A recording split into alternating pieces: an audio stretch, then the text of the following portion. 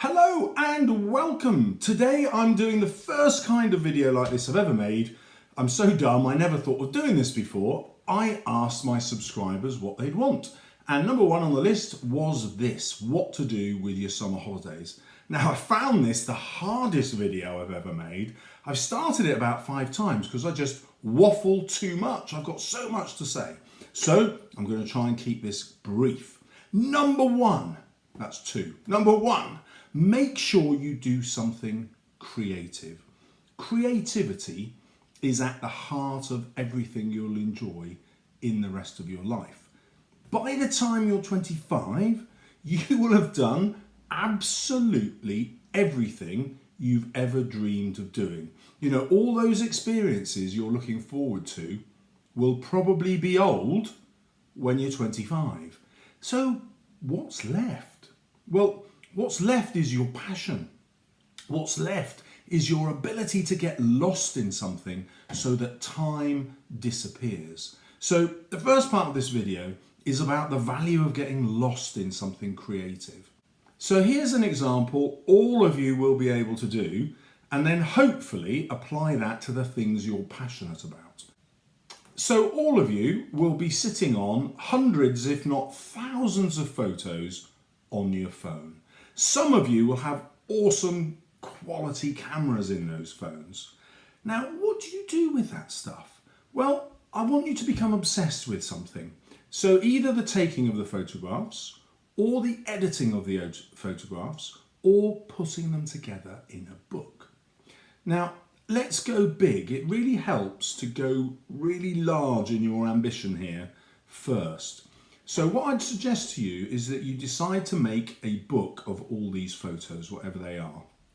You can use your existing ones, or you might have a birthday or an anniversary coming up for someone in your family. An easy thing to do would be to get a WhatsApp group with all your friends and say, right, let's take one photo every hour on this given day, put them all in the WhatsApp group, and I'll make a photo book out of them. Now you're doing this photo book just for the fun of designing the book, for the fun of learning how to edit the photos, for the fun of seeing what you get and then putting it together. If the book turns out not to be very good, you never have to pay to have it published. However, I guarantee that you'll produce something that you really, really like because you will have invested so much passion in it. And then just hang on, I use Photobox and they charge a lot of money, but every few months they send me an email saying 70% off, and I click that button, pay my money, and I get a really cheap photo book of memories that last forever.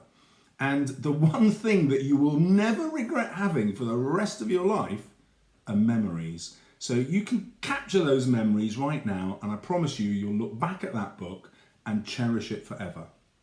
And the skills that you will have learnt in curating the photographs to make decent images and arrange them in an interesting way, and in editing them and in photographing well, will stand you in good stead for the rest of your life. That's something that will benefit you forever because photos will be around forever. Now that's a deeply creative process, richly rewarding in itself, but it's going to give you these treasured memories to take away with you. So I want you to apply that to something that you're already interested in your life. Let's imagine that you were fascinated by music. Well, I found an app on my iPhone, not my iPhone, my iPad, GarageBand, which you probably already know, but I thought, well, I hate music myself. I know, it makes me weird. I don't hate it, that's not true. I just don't understand music. It doesn't do anything for me. But I thought how cool it would be just to play around with this app. And in 20 minutes, I designed a 2-minute theme tune that I could use on my video channel with no musical ability whatsoever. So I want you to go extra and think big here. Like, why wouldn't you say, well, I'll try and make 6 songs and I might have one of them including a whole orchestra that I could use on this app. And actually, once I've done that, I'll publish it as an album of some kind, and I don't even know how you do that. CDs are probably a ridiculous way to do that now. You can probably go straight to iTunes and get people to download it for £1, I don't know. But you'll have the passion to go away and do something. And by setting yourself the target of doing something mega, You'll get really motivated, and then if what you produce at the end isn't mega, so what? You will have learned so much from the process and investing so much creativity in it that will last you forever. You know, you might never be a musician, but who cares? When I was your age, I got absolutely obsessed by bodybuilding. Now, bodybuilding didn't really exist much when I was your age.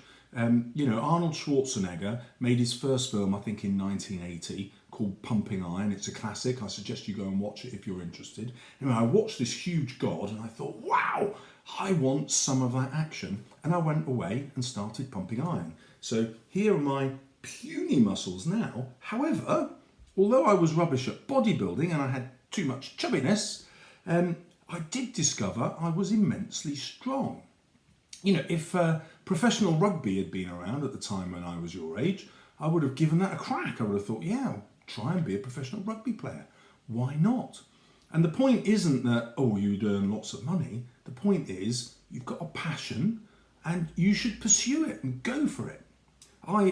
When I started teaching, I looked at my students that I was teaching. I thought, right, what's the secret of happiness in my kids that I'm teaching here? And I found two things. The secret of happiness was they play a lot of sport or they learn lots of music. Those were the two things. Now, partly this is to do with being creative, but the other part of it is you also learn how rewarding hard work and being obsessed with something is. Once you develop a kind of obsession, you get really motivated to do things that if you sat back and thought, you know, well, am I going to run around for 2 hours a day? No, that's absolutely exhausting. Why would I do that? But if it's in a sport that you love, that's also probably sociable as well and gives you a great social life, you're suddenly super motivated. And the other great thing about this is whenever you get absorbed in something, you get better really, really quickly. I mean, even if when you start, you're rubbish. When I first learned to ski, I was 24, which was a bit old to learn to ski, and I fell over 40 times a day. I was covered in bruises, black and blue. I was useless at it, and I absolutely loved it. I got completely absorbed. I gave skiing up when I had kids, couldn't afford it. And then when I was in my 30s, I thought, do you know what? I wonder what snowboarding is like. And I've never even been on a skateboard. Even to this day, I've never skateboarded. But I thought, let's just try snowboarding. And in 2 years' time, you'll be able to watch it here. I'm going to go and train to be a snowboard instructor. And that's what I mean by going extra. Like, I'll probably never be a snowboard instructor, and I might not even want to be a snowboard instructor. However, in 10 weeks training, snowboarding every day, how good will I get at snowboarding? I don't know, but I want to find out because I'll be obsessed by it. My own kids benefited massively from their obsession with sport. So one summer when my daughter was 14, she was suddenly able to learn to pole vault. And within a really short space of time, she got to be 66th in the country at under 17. She's never done anything with it since. She got obsessed with other sports like netball and rugby, particularly rugby. But that immersion in the sport has stayed with her forever. She went travelling after university, and because she went to the top sporting university in the country, to Loughborough, and played scrum half for their women's rugby team, she was able to travel around the world meeting other people who she also knew through sport. I mean, that's astonishing, isn't it? She'd be in Vietnam or Australia or New Zealand, and there'd be people that she could hook up with who she knew through sport. Her social life and her ability to travel the world and feel at home and safe was all powered through sport. Then, you know, she's now 24 and she's just got selected for Wales in Aussie Rules football. Like, who knew? Didn't even know that sport existed. But when she was out in Australia, she went to watch a game with some rugby friends who were also into AFL. And hey, before you know it, she's an international AFL player. Bizarre. My son, absolutely obsessed with loads of things. Cooking, can you believe this?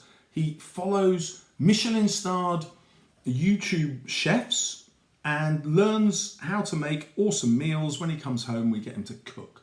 The downside is every birthday, we have to take him to a Michelin-starred restaurant and fork out. But actually, it's not that expensive. I couldn't believe it. You know, I've been eating my whole life, as you can tell.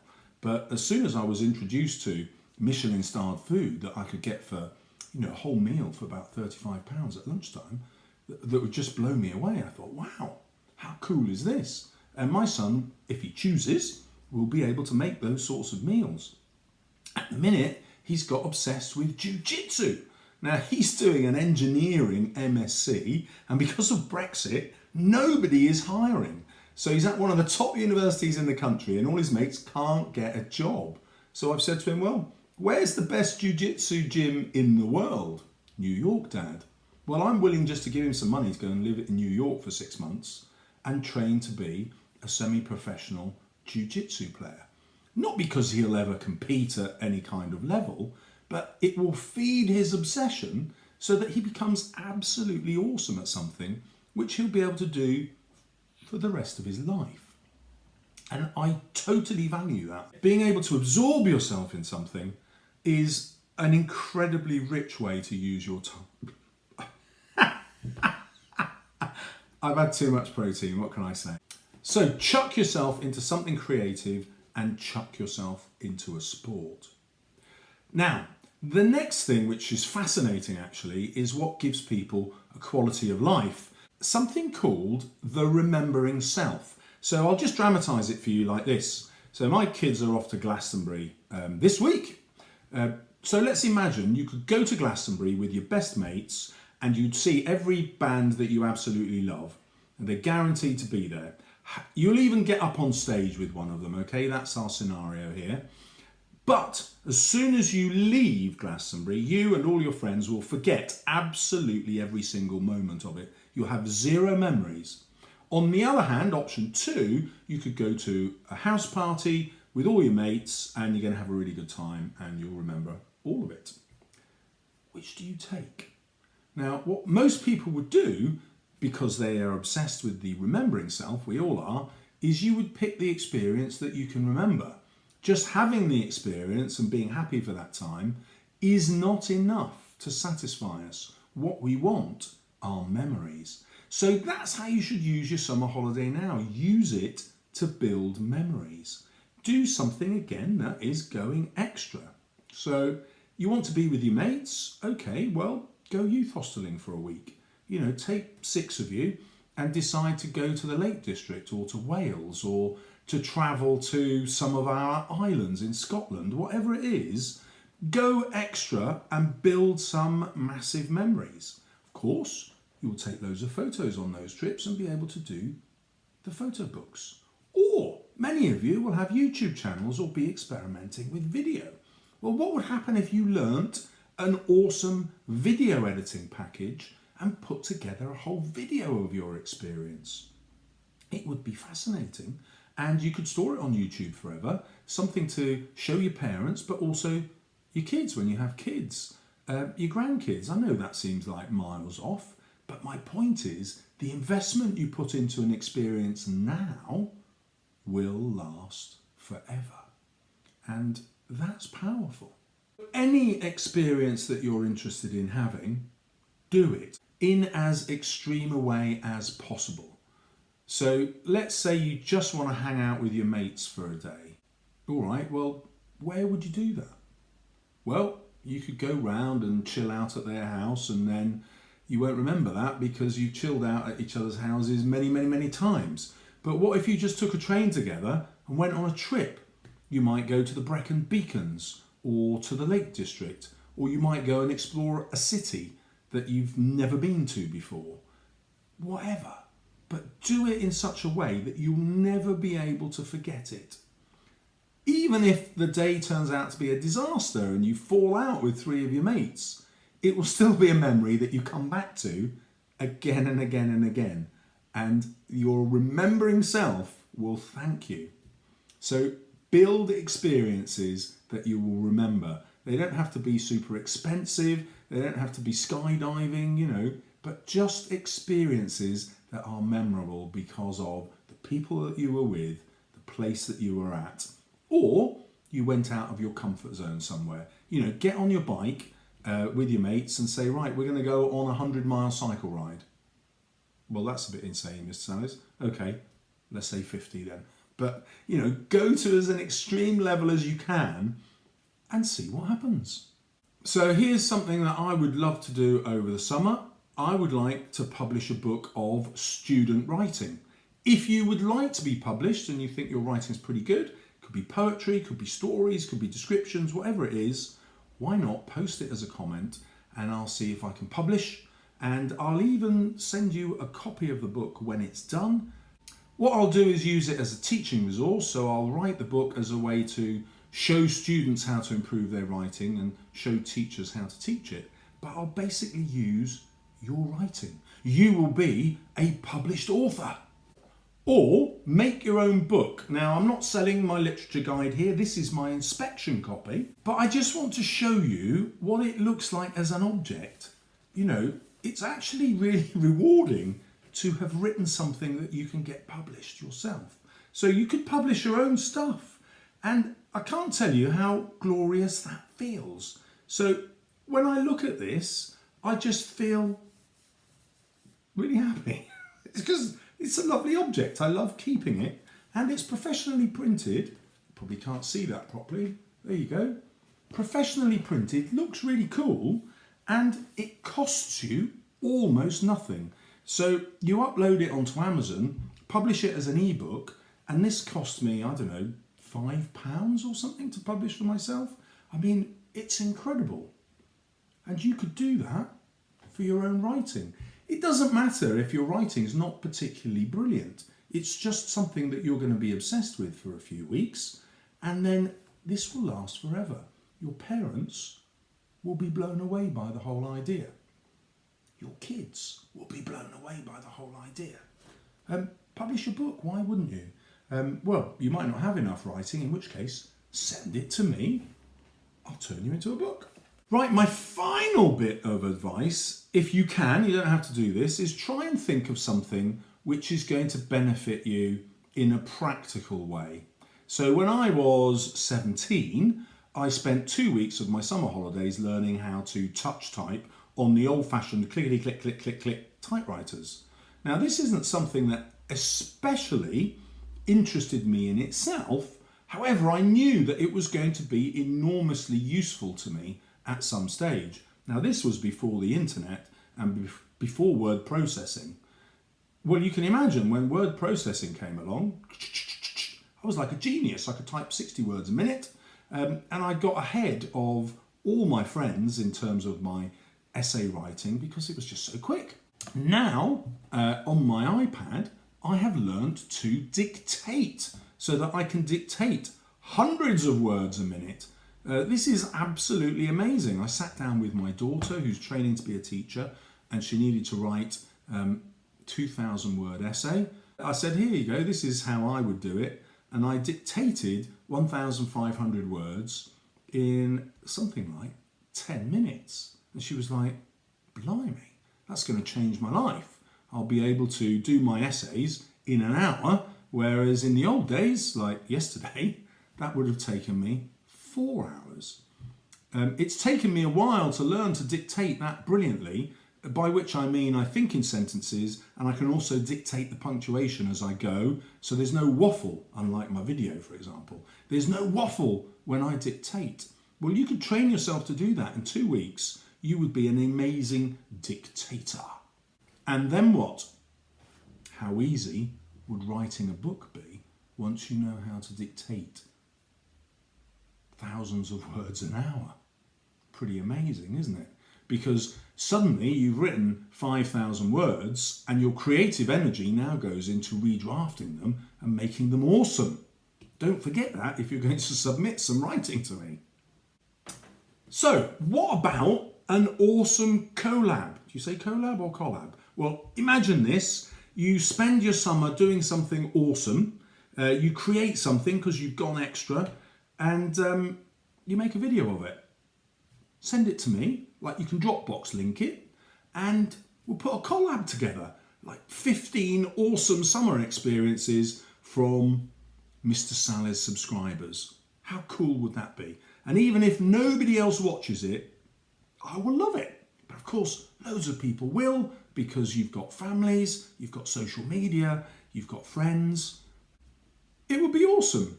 Who knows, you might even take from it a YouTube channel. You might end up making a channel for awesome teenage experiences, or what to do in your summer holidays, where you would go out and film all these amazing experiences you could have, and teenagers across the universe would tune in and say, wow, what a great idea that is. People from China would suddenly start coming to visit your awesome experience on the Reading Canal.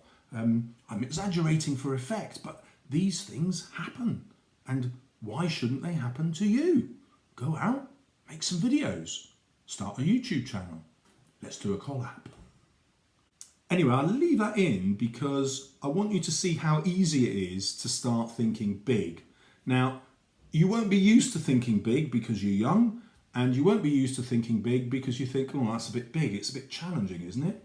But actually, once you start, it's not.